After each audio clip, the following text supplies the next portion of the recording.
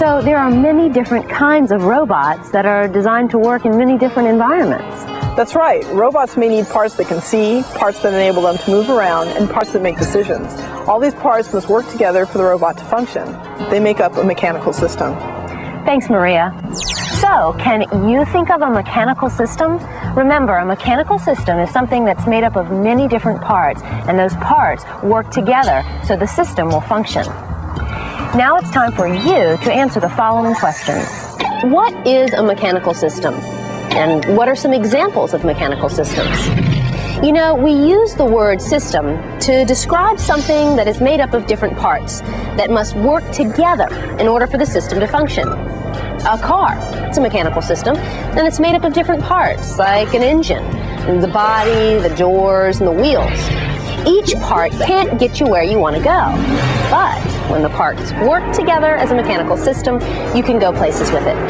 The International Space Station is also a mechanical system, with parts in it that work together as a whole.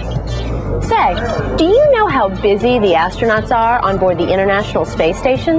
Well, let me tell you, each astronaut conducts hundreds of experiments for scientists in the United States and in many other countries, so they could use a little help.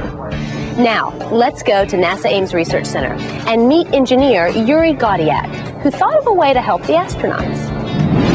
Yuri, tell us about how you're going to help the astronauts on station. Well, in addition to doing experiments, the astronauts have to do a lot of logistics, inventory tracking, air samples, and water samples. So as a research team, we wanted to help offload those activities.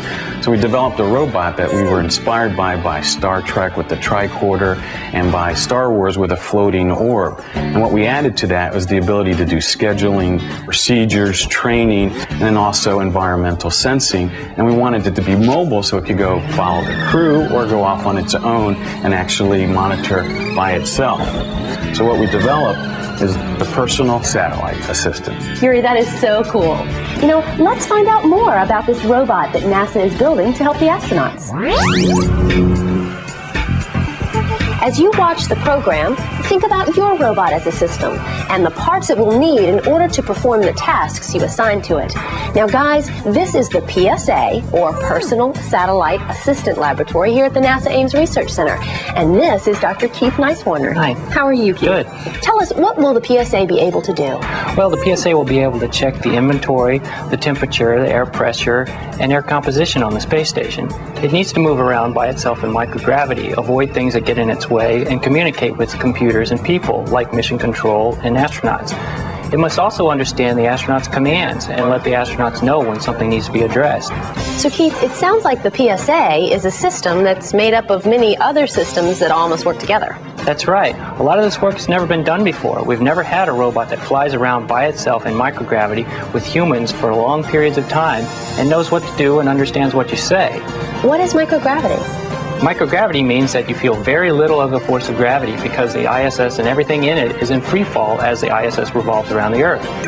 PSA has a propulsion system, a sensor system for measuring things like temperature and pressure and detecting obstacles.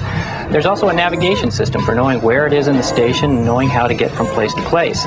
It also has an artificial intelligence system so it can make decisions, and a communication system so it can communicate with astronauts and ground control. How will the PSA see where it's going so it can avoid obstacles that may get in its way? The PSA will use proximity sensors to tell if something is nearby. All these little holes are sensors. We're using sonar or sound waves. Sonar. Isn't that what bats use to navigate and what whales and dolphins use to locate schools of fish? Yeah, it's the same idea. PSA also has 4 pairs of cameras for stereo vision. What is stereo vision? Well, 2 eyes enable depth perception. With only 1 eye, it's difficult to tell how far away something is.